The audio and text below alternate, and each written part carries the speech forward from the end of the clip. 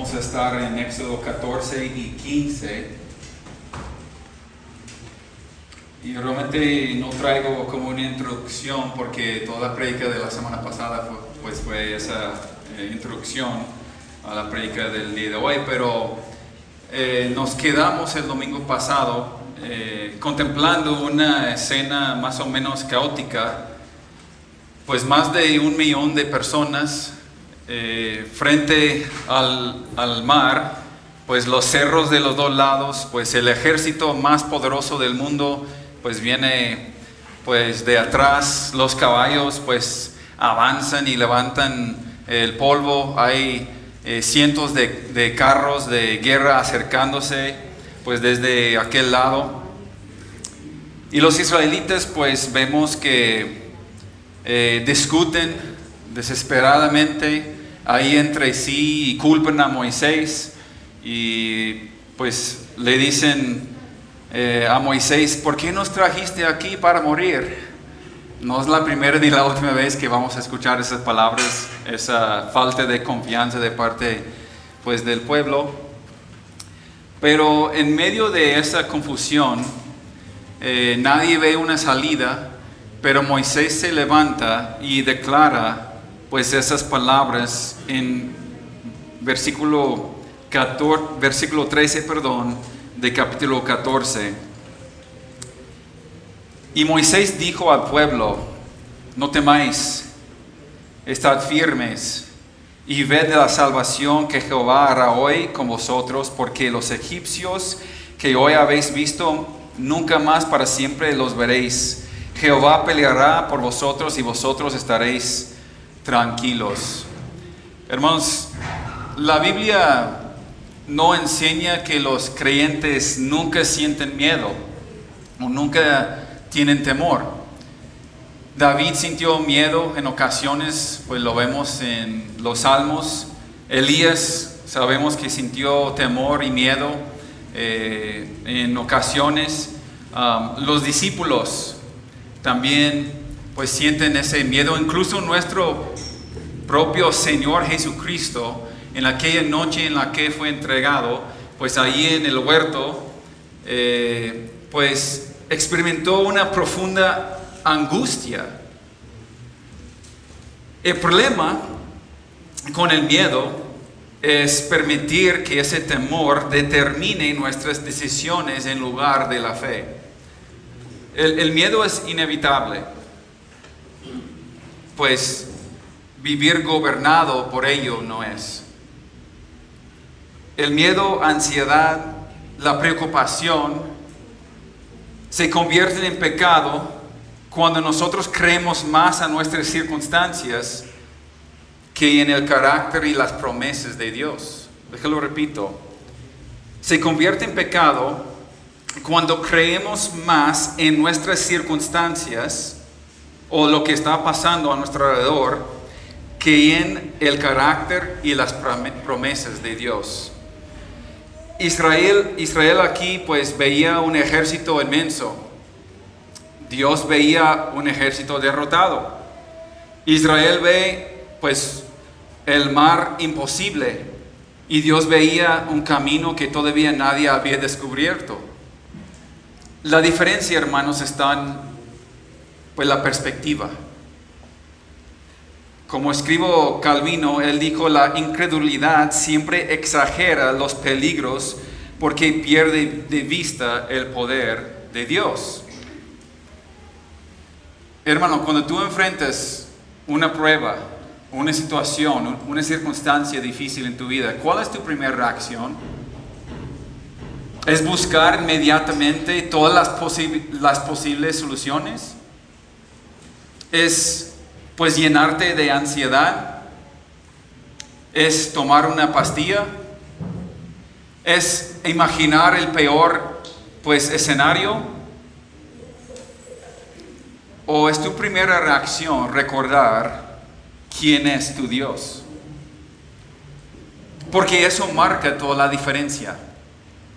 El problema de Israel no era que había un ejército atrás de ellos. El problema era que habían olvidado al Dios que acaba de derrotar a Egipto mediante 10 plagas, y hablamos mucho de eso la semana pasada. Hablamos de qué rápido nosotros olvidamos las misericordias, las victorias, la gracia de Dios en nuestras vidas. Pero la fe verdadera, hermanos, mira primero a Dios y luego a las circunstancias a nuestro alrededor. Quiero llevarlos a unos pasajes solamente para recordarnos del carácter de nuestro Dios. ¿Quién es nuestro Dios? ¿Por qué no debemos de tener temor? ¿Por qué no debemos de vivir con ansiedad? ¿Por qué no debemos de preocuparnos tanto en medio de las circunstancias? Vamos a Isaías 41. Vamos a ver varios pasajes aquí. Pero en Isaías 41 encontramos unas palabras que la verdad, hermanos, deberían de ser pues muy alentadoras para nosotros. Debemos de colocarlas ahí en nuestra casa, debemos de memorizarlas, debemos de recordarlas siempre, porque somos muy propensos, hermanos, a olvidar y de entrar en pánico, con miedo y temor. Isaías 41, versículo 10. No temas. ¿Por qué? Porque yo estoy contigo. ¿Quién? Dios. Porque yo estoy contigo. No desmayes. ¿Por qué? Porque yo soy tu Dios, que te esfuerzo. Siempre te ayudaré. ¿Cuándo te va a ayudar? ¿Y cuánto? Siempre.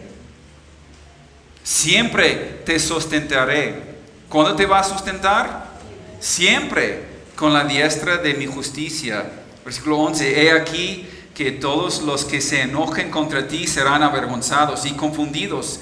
Serán como nada y perecerán los que contienden contigo. Buscarás a los que tienen contienda contigo y no los hallarás. Serán como nada y como cosa que no es aquellos que te hacen la guerra. 13. Porque yo, Jehová, soy tu Dios, quien te sostiene de tu mano derecha y te dice: no temes, yo te ayudo. Y fíjense en versículo 14. No temas, gusano de Jacob, o vosotros los pocos de Israel. Yo soy tu socorro, dice Jehová. El Santo de Israel es tu Redentor. Hermanos, cuando estamos en medio de una situación, yo estoy seguro que ninguno de nosotros hemos estado frente a la situación que estaba Israel en este momento. Millones de personas ahí frente al mar, con los cerros, con el ejército. Nosotros no estamos enfrentando cosas semejantes en nuestras vidas. Y esa no va a ser una prédica de que cómo vencer tu mar rojo. Esa es basura, hermanos. Después vamos a ver qué significa que es el mar rojo. Eso no es la prédica, pero el punto aquí, hermanos, es que nosotros podemos confiar en ese mismo Dios. Tenemos ese mismo Dios. ¿Quién es nuestro socorro? ¿Quién es nuestro Redentor? ¿Quién es nuestro ayudador siempre y en todo el momento? Entonces, ¿por qué nos preocupamos? ¿Por qué nos preocupamos? ¿Por qué nos entra el temor? Porque olvidamos que tenemos ese Dios y pensamos que depende de nuestros esfuerzos y de nuestras circunstancias. Salmo 56. Regresamos a Salmo 56. Solamente unos cuantos pasajes, hermanos, porque podemos pasar toda la prédica en ese tema aquí en este momento, pero pues no es el tema principal pues de la prédica del día de hoy en ese sentido. Salmo 56, versículo 3. Aquí vemos que David tenía temor, pero cómo reacciona es lo que marca la diferencia. Salmo 56, 3. En el día que temo, entró el temor. Entró la duda a lo mejor. Podría ser a lo mejor ansioso por alguna situación. Pero fíjense en su reacción. En el día que temo, yo en ti confío. En Dios alabaré su palabra. En Dios he confiado. No temeré. ¿Qué puedo hacerme el hombre? Hermanos, es normal y natural que llegamos a un día y vamos a tener un temor, una cierta preocupación o algo, pero es nuestra respuesta, es nuestra reacción frente a esa situación que marca toda la diferencia entre un creyente y un incrédulo. Entonces nosotros no debemos de reaccionar como los incrédulos. Debemos reaccionar como un hijo de Dios, como David aquí dice, en ese día, en el día, ¿qué voy a hacer? Voy a confiar en mi Dios, voy a confiar en su palabra, voy a confiar en su promesa, voy a descansar en Él. ¿Sí? Deuteronomio 31, 6. Aquí vemos Israel pues está saliendo de la tierra prometida, está saliendo. Moisés no puede cruzar con ellos, no puede llegar a la tierra prometida con el pueblo, pero él les recuerda algunas palabras importantes. Versículo 6: esforzaos y cobrad ánimo, no temáis ni tengáis miedo de ellos, porque Jehová tu Dios es el que va contigo, no te dejará ni te desamparará. Nosotros servimos a ese mismo Dios. El mismo Dios que iba delante del pueblo de Israel. Pero después de 40 años en el desierto, pues a lo mejor el pueblo había olvidado. Él también pronuncia esas mismas palabras a Josué en Josué pues 1:9, cuando él dice pues que no debe de tener temor.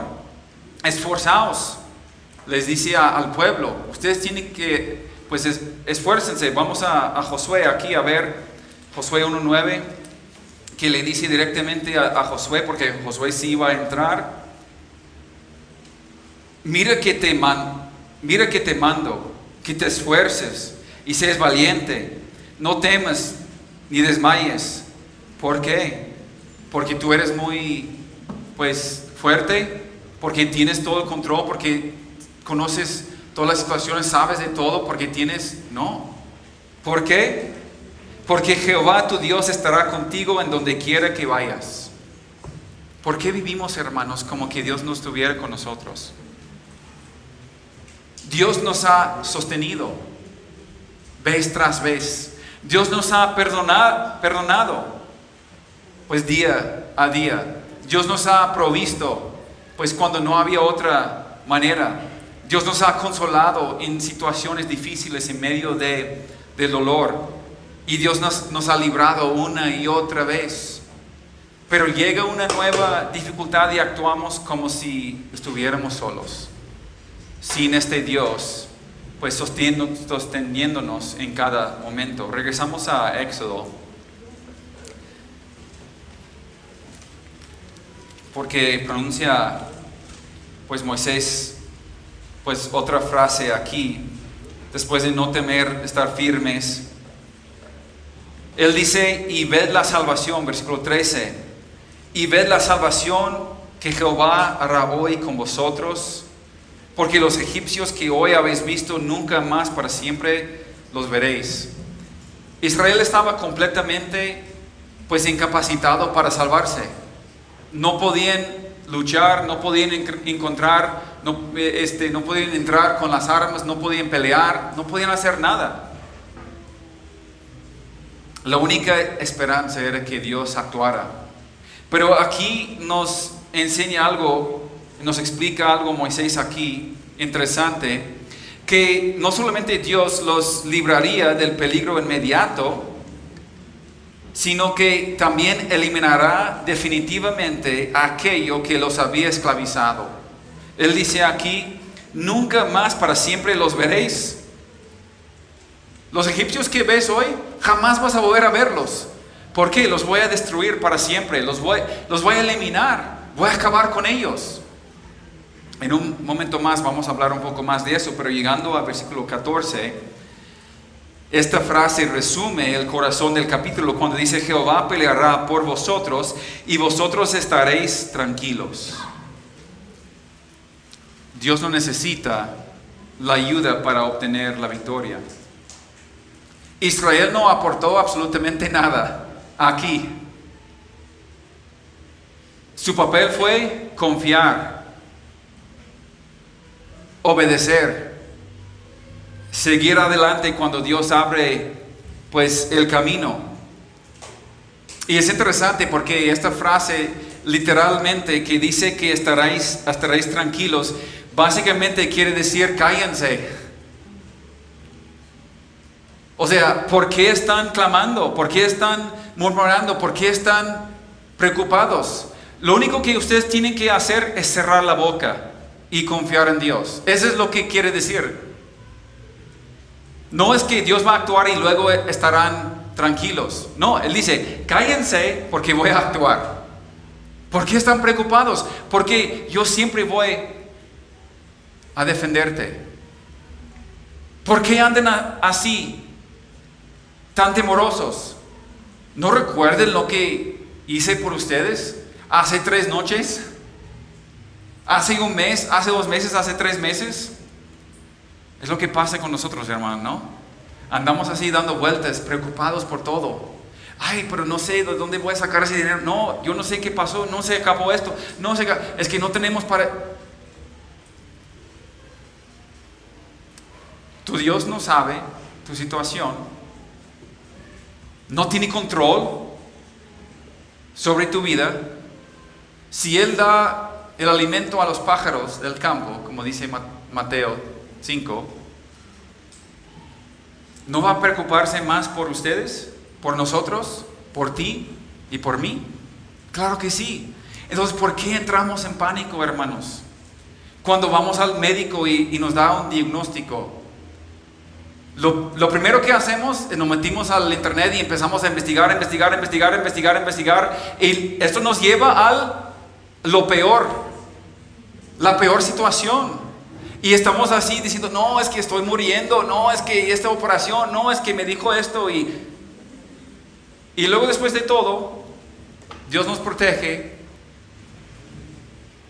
Y si no nos protege y morimos, ¿no es mejor estar en la presencia del Señor? O si tenemos que sufrir, ¿no es oportunidad para nosotros darle gloria a Él? Pero nosotros andamos pues intentando es que tengo ese contacto, no, es que tengo ese dinero, no, es que tengo esto, no, es que tengo aquello. En vez de buscar a Dios y decir, socorro mío, alzo mis ojos a las montañas, ¿de dónde viene mi socorro? Mi socorro viene de Jehová. Y eso nos lleva inevitablemente, hermanos, a la cruz. En Calvario, Cristo peleó esa batalla que nosotros jamás podríamos ganar. Aquí podemos hacer una comparación aquí del Dios que salvó a Israel de esa forma. Es el mismo Dios que murió en la cruz para nosotros, venciendo pues al pecado. Él enfrentó la ira de Dios. Él derrotó a Satanás. Él destruyó el poder de la muerte. ¿Nosotros colaboramos con la victoria de Cristo en la cruz? No, en absoluto, nada. La recibimos por gracia mediante la fe solamente, Efesios 2, 8 y 9. Por eso el Evangelio pues es un llamado no es un llamado, perdón, a que ayudemos a Cristo en nuestra salvación. El Evangelio es un llamado a descansar en la salvación ofrecida por su pura gracia inmerecida. Y aquí ese es un reflejo, esa es una ilustración perfecta de la salvación, porque Israel no aportó nada. Está preocupada, está temerosa, están ahí reclamando a Moisés, están murmurando, y Dios dice nada más, cálmense chicos, los tengo en mi mano, yo voy a hacer todo, ustedes no tienen que hacer nada. Es lo que Dios hizo en la cruz de Calvario.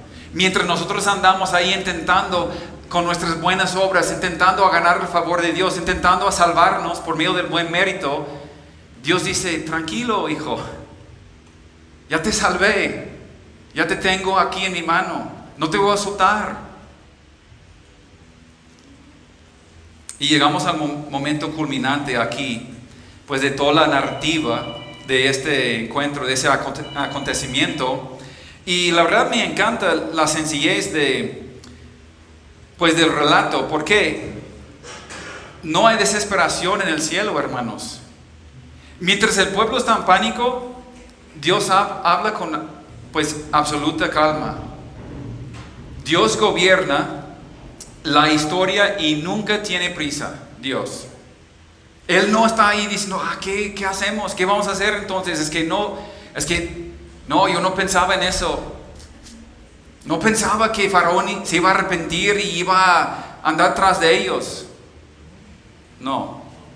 Lo que para nosotros parece una crisis, hermanos, para Él es simplemente el escenario donde manifestará su gloria, como vimos la semana pasada. Pero versículo 15, mire, dice, entonces Jehová dijo a Moisés, ¿por qué clamas a mí? Esta frase siempre me ha llamado la atención aquí. ¿Por qué? Porque no creo que fue un reproche. O sea, el pueblo clama a Dios en un cierto sentido, pero para reclamarlo. No era para buscar la salvación en Él. Entonces por eso Él dice, ¿por qué claman a mí? Y en esa frase creo que Dios está diciendo a Moisés, pues ya es tiempo de actuar conforme a mi palabra. Hay momentos, hermanos, para orar. Y hay momentos para actuar. Hay momentos para obedecer. La verdadera fe siempre une ambas cosas, la oración y el actuar. Algunos oran, pero nunca obedecen. Y dicen, Dios no me contesta. Es porque no estás obedeciendo. No, es que le pido diario, pero si sigues en tu pecado, no estás obedeciendo, Dios jamás te va a contestar. Y hay otros que obedecen o que actúan, pero no oran, no buscan al Señor, no buscan a Dios. Hacen todo en su propio esfuerzo. No consulten a Dios. Y luego abren las puertas, con patadas muchas veces. Mire lo que Dios me ayudó aquí. No, es que tú te esforzaste ahí y ya saliste adelante. Bien hecho, pero Dios no tiene nada que ver con eso. Ahora, la fe bíblica hace ambas cosas.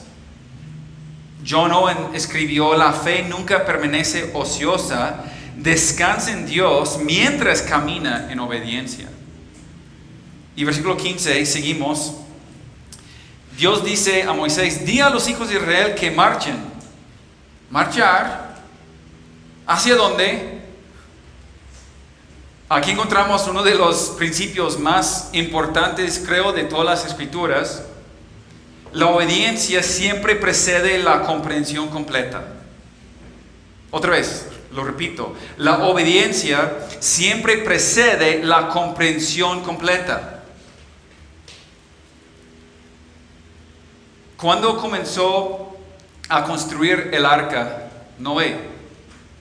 ¿Antes de que lloviera o después? Mucho antes. No había llovido en la tierra. Nunca. Y Dios le dice, construye el arca. Y Noé dice, ok. Y empieza a construir el arca. Sin haber visto la lluvia. Abraham salió de Ur sin conocer el destino final. Dios le dice a Abraham, pues sal de aquí, te voy a enseñar, te voy a llevar a un lugar. Y él no dice, pero ¿dónde? No sé qué hacer, ¿a dónde me va a llevar? Necesito que me des pues cada detalle del mapa y tienes que... No, él nada más salió. Josué, cuando camina alrededor de Jericó, caminó días alrededor de Jericó antes de que cayera el muro. ¿Por qué? Porque Dios le dijo, es lo que tienes que hacer. Él no sabía qué iba a suceder, pero él obedeció. Los sacerdotes, pues después vamos a ver eso de que pues metieron los pies en el río Jordán antes de que las aguas se detuvieran.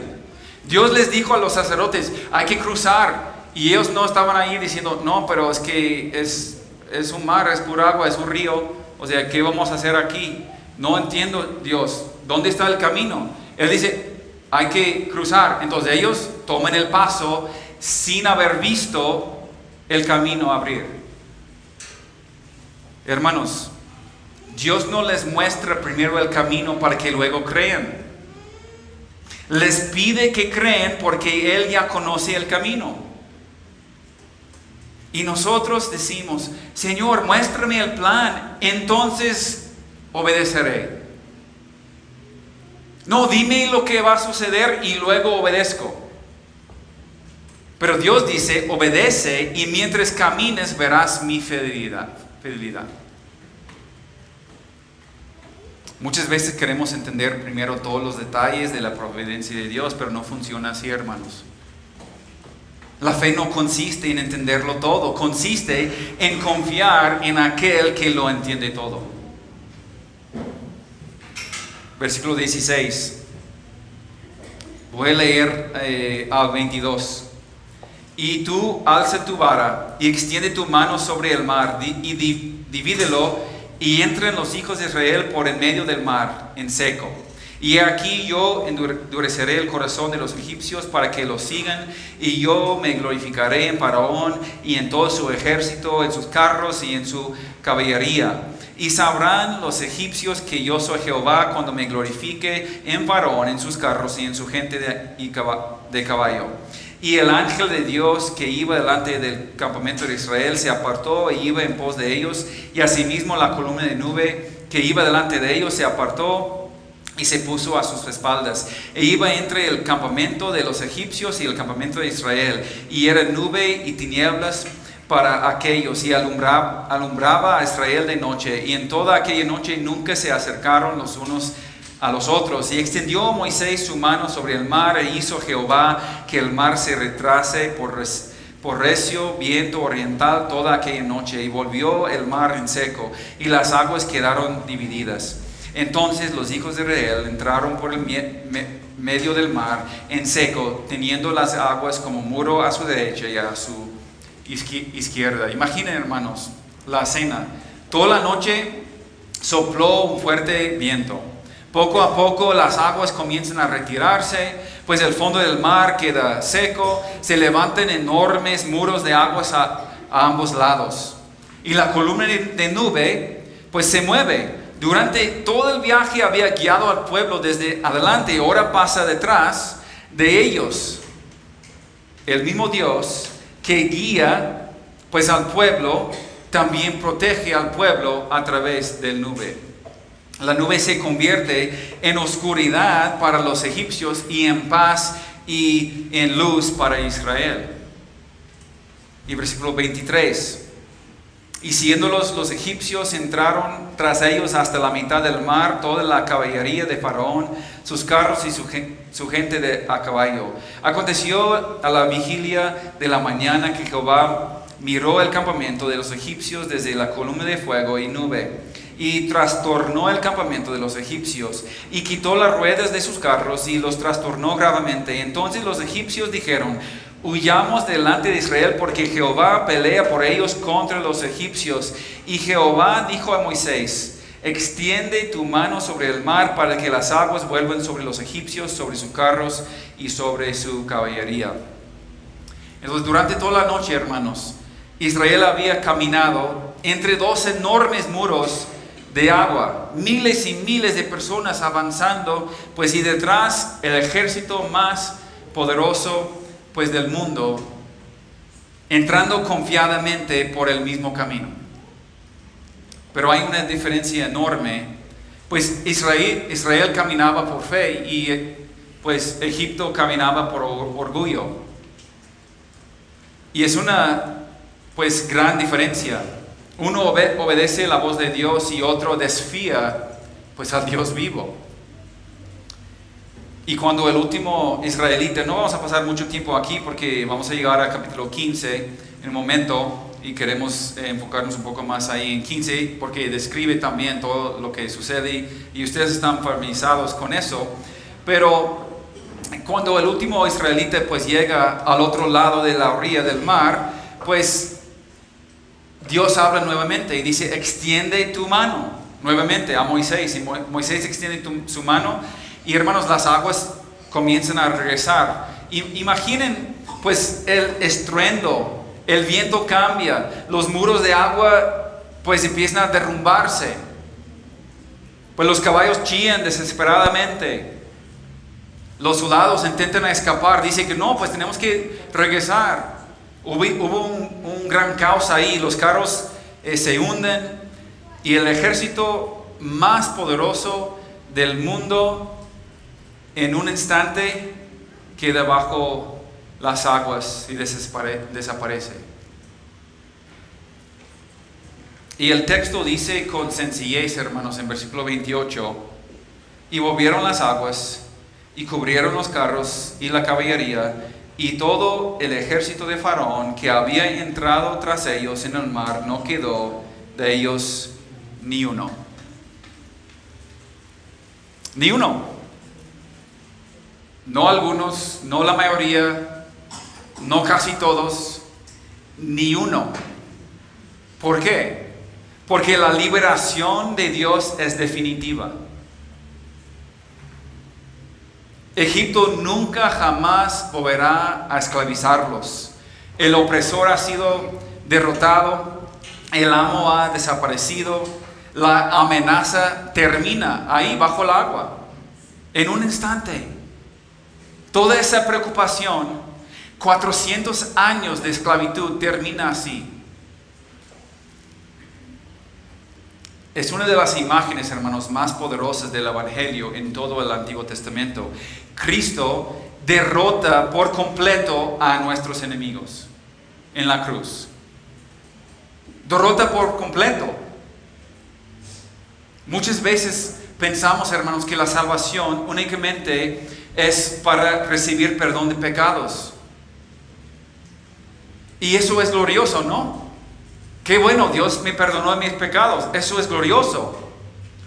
Pero el Evangelio es aún pues más grande.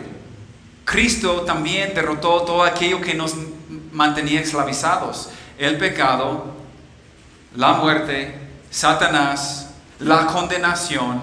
Hay una lista enorme, hermanos.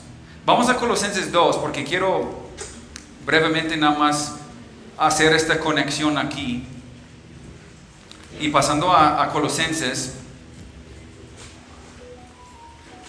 vemos algo interesante aquí cuando Pablo está escribiendo,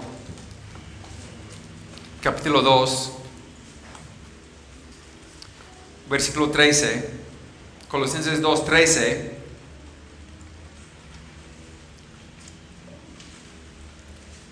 Y a vosotros, o sea, ustedes, hijos de Dios, cristianos, estando muertos en pecados y en la incircuncisión de vuestra carne, os dio vida juntamente con Él.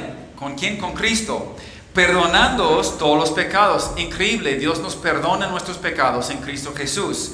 Pero en 14, anulando o cancelando el acta de los decretos que había contra nosotros, que nos era contraria, quitándola de en medio y clavándola en la cruz. Y fíjense en esa frase que sigue en 15. Y despojando a los principados y las potestades, los exhibió públicamente, triunfando sobre ellos en la cruz. La imagen aquí es de un rey victorioso que desfila con sus enemigos derrotados. Es lo que hicieron antes. Cuando hubo una gran victoria, el rey de una nación, pues traería o la cabeza de los otros reyes, las cabezas o sus cuerpos, o ellos ahí los traería ahí para enseñarse a la gente, pues que estaban derrotados. Y de hecho, ellos llegaban y pusieron su pie por encima del cuello del otro rey, para decir, ya está derrotado el enemigo. Ya no tenemos que volver a tener temor de ellos. Nosotros los conquistamos. Esa es la imagen aquí de Cristo, de este rey victorioso. Eso es lo que ocurrió en Calvario.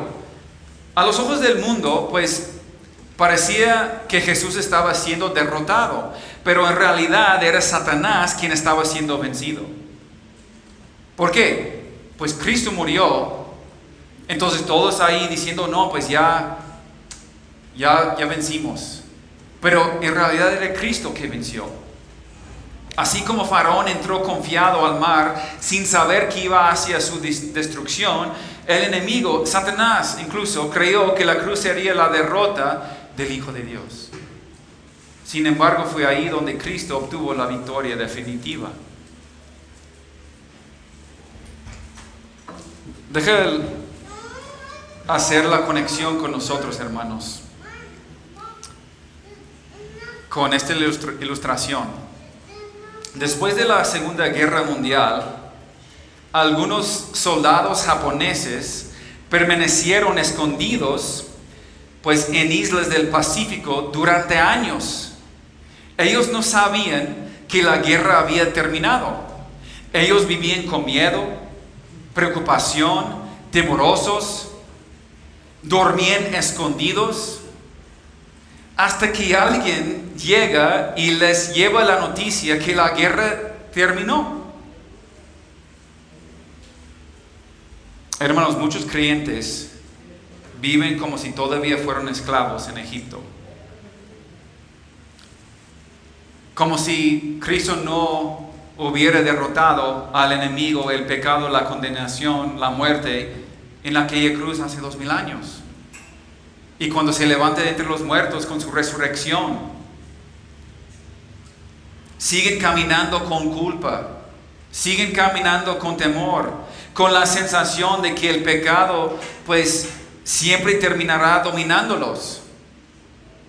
Como si Satanás todavía fuera el vencedor, que tenía algún poder sobre ti.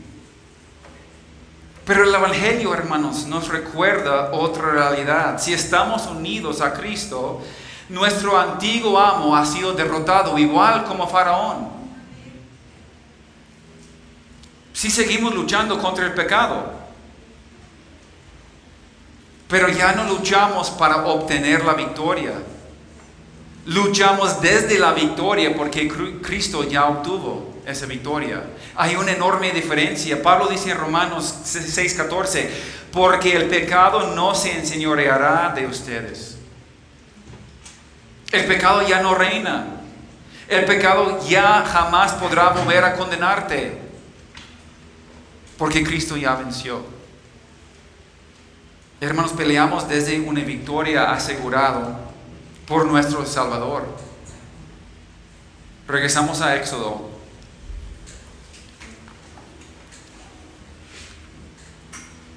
Es increíble cuando abrimos el Antiguo Testamento y vemos el Evangelio tan claro. Es tan claro aquí, hermanos, ¿no? Vemos lo que Dios está haciendo y nos está enseñando. Es una sombra de lo que Cristo iba a hacer en la cruz. Pero fíjense en versículo 30 y 31. Así salvó Jehová aquel día a Israel de mano de los egipcios, e Israel vio a los egipcios muertos a la orilla del mar. Y vio a Israel aquel grande hecho que Jehová ejecutó contra los egipcios, y el pueblo el pueblo temió a Jehová y creyeron a Jehová y a Moisés su siervo. ¿Recuerdan al comenzar el capítulo? Temían a Faraón. Ahora temen al Señor. Ahora temen a Jehová. Al principio dudaban y ahora creen. Al principio querían regresar a Egipto y ahora están listos para cantar. Y esto nos prepara para el capítulo 15, que es la respuesta natural. Y es que la salvación, hermanos, la misericordia de Dios, la gracia de Dios produce adoración. El título del mensaje del día de hoy es el Dios que es digno de nuestra adoración. El Dios que es digno de nuestra adoración. ¿Por qué? Porque esta respuesta que vemos en capítulo 15 es la respuesta culminante de todo ese acontecimiento. Versículo 1 dice de 15, entonces cantó Moisés a los hijos de Israel este cántico a Jehová, y dijeron, cantaré yo a Jehová porque se ha magnificado grandemente, ha echado en el mar el caballo y al jinete. Imaginamos por un momento, hermanos, que pudiéramos descender a las profundidades del Mar Rojo y contemplar los restos de un ejército que una vez desafió al Dios vivo. ¿Qué nos dirán estos restos? Nos recordarían que ningún poder humano puede resistir la voluntad de Dios. Nos recordarían que Dios cumple cada una de sus promesas. Nos recordarían que la salvación del pueblo de Dios nunca depende de la fuerza del hombre, sino del poder del Señor. Y eso es lo que celebra el pueblo aquí en Éxodo 15. Es el canto de un pueblo que ha visto la salvación de Dios con sus propios ojos. Es la respuesta de adoración de aquellos que han pasado de la esclavitud a la libertad. Hermanos, la redención tiene siempre como propósito producir adoradores. Él salva para que adoremos. La redención siempre conduce a la adoración. Y cuando hablo de adoración, no solamente estoy hablando de aquí el domingo entre las 12 y la 1, entre las 11 y las 2. No me refiero a esto. Aunque ellos responden con ese canto, con esa alabanza, Dios quiere adoradores verdaderos, que lo adoren en espíritu y en verdad, con toda nuestra vida, en todo momento. Pero quiero mencionar algunas cosas aquí, nada más brevemente vamos a ver algunos puntos aquí. La adoración comienza reconociendo quién ganó la batalla. Todo el énfasis está sobre Dios. Jehová triunfó, Jehová lanzó al mar, Jehová hizo, Jehová destruyó. Israel no contribuyó nada, absolutamente nada, a su liberación. Ellos ni siquiera pelearon, solamente se quedaron con sus bocas cerradas. Dios hizo todo.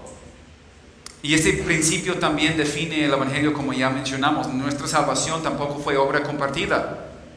Cristo no hizo una parte mientras nosotros el resto. Él dijo en la cruz, consumado es. Nuestra salvación es completamente obra del Señor. Por eso toda la gloria pertenece únicamente a Él. Los reformadores lo resumían pues con esta frase sencilla: soli Deo gloria. A Dios sea la gloria.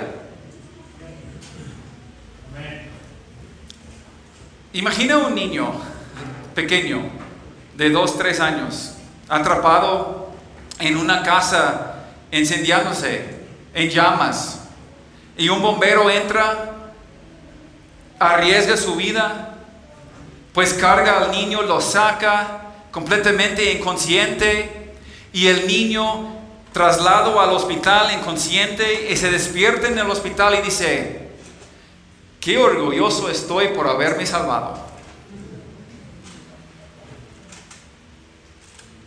No, hermanos, toda la atención recae sobre el bombero que arriesgó su vida, que entró ahí y sacó a este niño.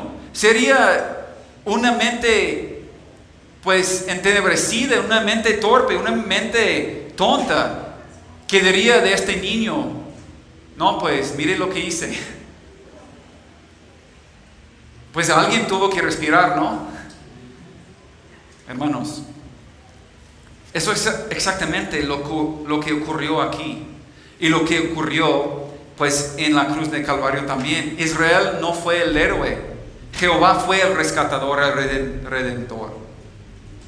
Ahora, la adoración, versículo 2, surge cuando conocemos el carácter de Dios. Dice: Jehová es mi fortaleza y mi cántico, y ha sido mi salvación. No dice que Jehová me dio fuerzas. No dice que Jehová me dio un cántico. No dice que dice: Jehová es mi fortaleza, Jehová es mi cántico. ¿Por qué? Porque la diferencia aquí es enorme entre nuestra adoración, que a veces pues descansa únicamente en los beneficios que recibimos. Hay muchos cristianos que adoran a Dios, entre comillas, por lo que reciben. Y cuando todo anda bien, pues ya andan bien ahí prendidos por el Señor. Pero cuando no, se apartan, se van. Hermanos, nuestra adoración debe descansar únicamente en quién es Dios y lo que Él ha hecho en nosotros. No en nuestras circunstancias, no en nuestro alrededor, no en lo que tenemos, no en lo que nos ha dado. En el carácter de Dios y quién es Él. Por eso es difícil a veces, nosotros que dirigimos la alabanza, los vemos entrar, hermanos. Vemos sus caras. Vemos cómo entran. Vemos cómo adoran en la alabanza, por decir. Y siempre me llama mucha atención cuando la gente está aquí como si, pues muy apenas al entrar chuparon pues a un limón. Vienen con la cara larga. Vienen derrotados. ¿Por qué? Porque la mayoría de nosotros nos basa nuestra adoración en nuestras circunstancias. Es que tuve un mal día. No, ayer, no, si Josué, si sabrías la semana que tuve yo, ¿eso cambia quién es tu Dios? ¿O Él sigue siendo igual? Él sigue siendo el Dios Jehová digno de ser adorado. Entonces, debemos prepararnos, hermanos, con nuestra vida entre semana. Yo sé por qué muchos entran así. ¿Por qué? Porque muchos saliendo de aquí van a pasar toda la semana sin abrir este libro, sin pasar tiempo con Dios, sin considerar las misericordias de Dios, sin hablar con Él, sin pasar tiempo con Él en oración. Van a pasar toda la semana sin consultar a Dios y luego van a volver dentro de 8 días con esa misma cara. ¿Por qué? Porque no han experimentado la mano de Dios entre semana. ¿Por qué? Porque ustedes están distantes. Porque ustedes deciden. Hay muchos jóvenes aquí que van a pasar toda la semana en sus tonterías. Ahí coqueteando con cualquier muchacha, ahí andando en cualquier... Y luego llegan aquí y tienen la cara de piedra. ¿Por qué? Porque realmente no vienen a adorar a Dios. No tienen la menor intención de corazón de adorar a Dios entre semana. Entonces jamás vas a adorar a Dios aquí si no adoras a Dios afuera. Y la adoración surge cuando conocemos a este Dios. Y no lo podemos conocer si no estamos bien metidos en ese libro. Si no nos sumergimos en este libro, si no pasamos tiempo con Él, si no nos levantamos temprano, si no nos acostamos tarde contemplando a Dios, no lo vamos a glorificar con nuestras vidas y no vamos a adorarlo como deberíamos hacer. Ahora, la verdadera adoración contempla el poder incomparable de Dios. Versículos 6 y 7. Tu diestra, oh Jehová, ha sido magnificada en poder. Tu diestra, oh Jehová, ha quebrantado al enemigo. Y con la grandeza de tu poder has derribado a los que se levantaron contra ti. Enviaste tu ira, los consumió como a hojarasca. Hermanos, la diestra representa una autoridad absoluta de Dios. Él es el Todopoderoso. No hay otro Dios más grande que Él, con más poder que Él. No hay otro como Él. Versículo 8. Al soplo de tu aliento se amontonarán las aguas. Se juntaron las corrientes como en un montón. Los abismos se cuajaron en medio del mar. Para Egipto, pues hermanos, hicieron falta cientos de carros, miles de soldados, caballos entrenados, estrategias militares. Tenían armas. Para Dios bastó solo un soplo. Así. Lo que para el hombre es imposible, para Dios es sin esfuerzo. Es con el soplo nada más. Isaías dice que Dios mide los océanos con la palma de su mano. Los océanos, hermanos, ¿han visto una mapa? Están enormes. Y Dios los mide con su mano, en la palma de su mano. Dice que Él mide a las naciones o dirige a las naciones. Para Él son como una gota de agua en un balde. Una gotita, nada más, son las naciones. Ese es nuestro Dios, hermanos.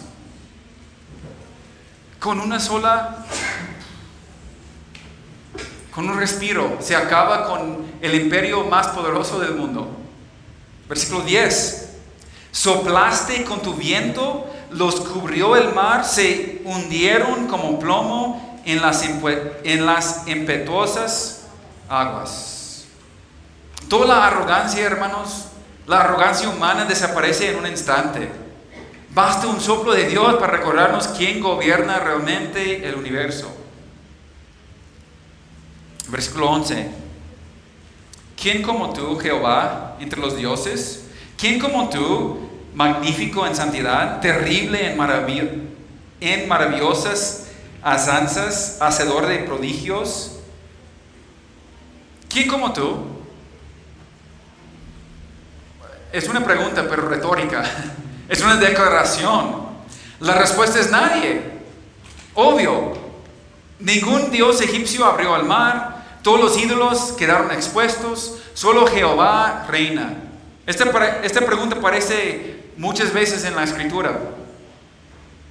¿Quién como Jehová? Y la respuesta nunca cambia. Siempre es nadie como Jehová. No hay otro. Versículo 13. Condujiste en tu misericordia a este pueblo que redimiste. Lo llevaste con tu poder a tu santa morada. La palabra hebrea aquí para misericordia habla de un amor fiel de Dios, de su pacto, de su bondad inquebrantable. Hermanos, Israel no estaba siendo guiado porque ellos lo merecían, perdón. No estaba siendo guiada porque ellos merecían algo. Es porque Dios los eligió. Dios decidió amarlo. Muchas veces pensamos que Dios nos guía o nos acepta porque hemos tenido una buena semana espiritual. ¿No han tenido esa actitud a veces? Es que esta semana sí leí mi Biblia. No, sí oré 3 veces. No, entonces Dios sí está conmigo. Él va a estar más dispuesto a dirigir mi vida. ¿Por qué? Porque pues la verdad es que no pequé tanto esta semana. Hermanos, Dios nos guía porque somos su pueblo. Y Él nos eligió. No porque lo merecemos. Es importante la obediencia porque algunos de ustedes van a decir, bueno, acaba de decir Josué que tenemos que obedecer y ahora nos dices que no tenemos que obedecer. Claro que la obediencia es importante, pero la obediencia es la respuesta. Es la reacción. Es el paso que tomamos después de haber recibido esa gracia de Dios. No es para recibir la gracia de Dios. No es para recibir la misericordia de Dios. No es para recibir su guianza, su guía, su dirección. Él nos guía porque Él es nuestro Dios. Y Él nos ha elegido. Somos sus redimidos. La dirección de Dios tiene su fundamento en su gracia. Y dice, condujiste en tu misericordia a este pueblo que redimiste. Y lo llevaste con tu poder a tu santa morada. ¿Por qué? Porque tú decidiste hacerlo. Versículo 16. Lo que Dios comienza siempre va a terminar. 16.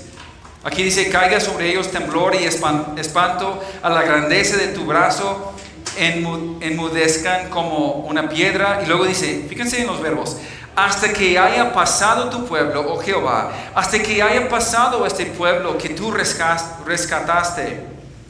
Versículo 17, tú lo introducirás y los plantarás en el monte de tu heredad, en el lugar de tu morada que tú has preparado, oh Jehová, en el santuario que tus manos, oh Jehová, han afirmado. Hermanos, Israel todavía no había llegado. Todavía les queda 40 años en el desierto. Y vamos a ver todo ese viaje.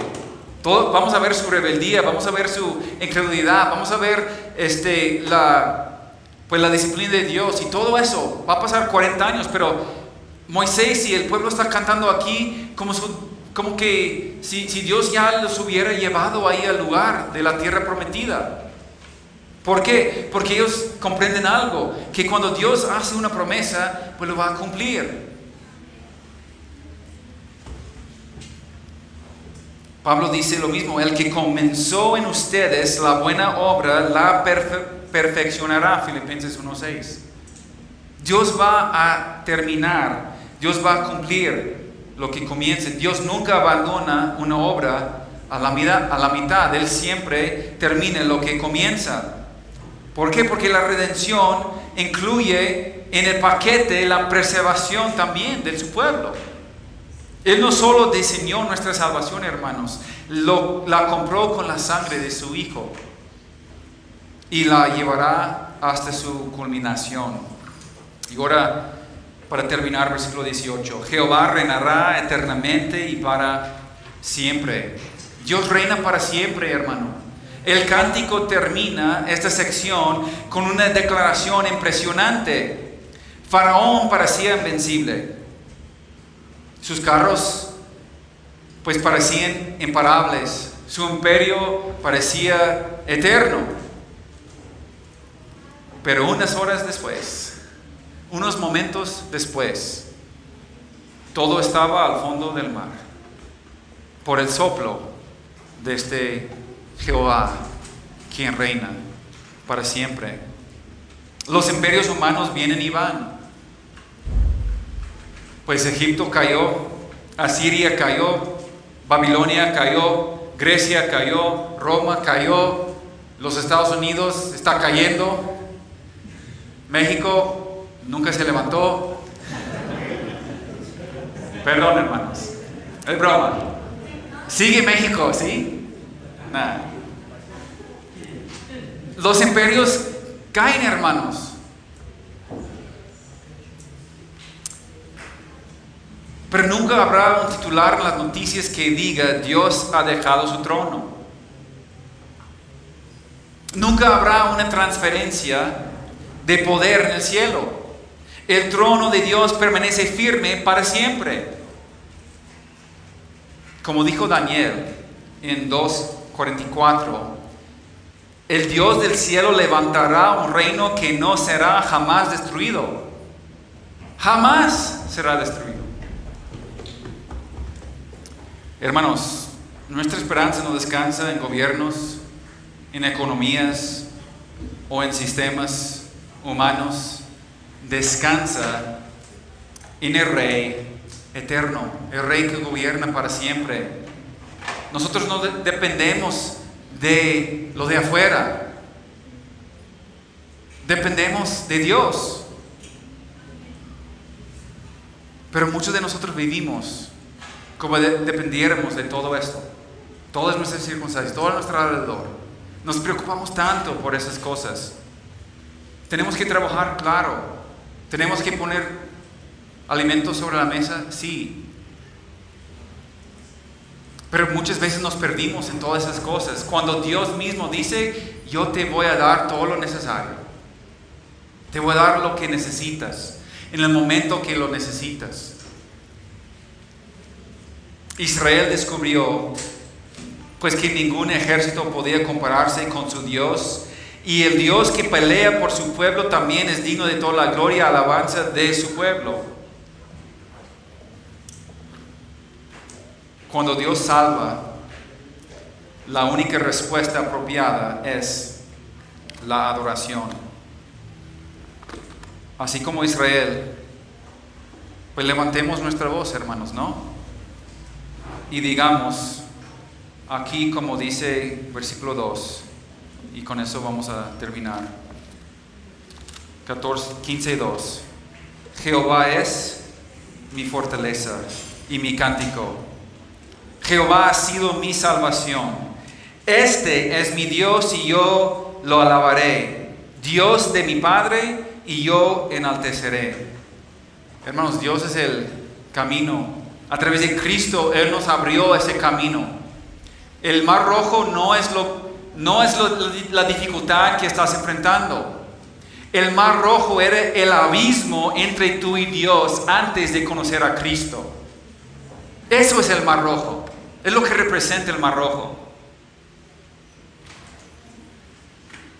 Y el hecho de que Dios nos ha salvado, nos ha llevado a través de este camino que solamente Él abrió por la cruz de Calvario, significa que nosotros debemos de adorar a este Dios todopoderoso.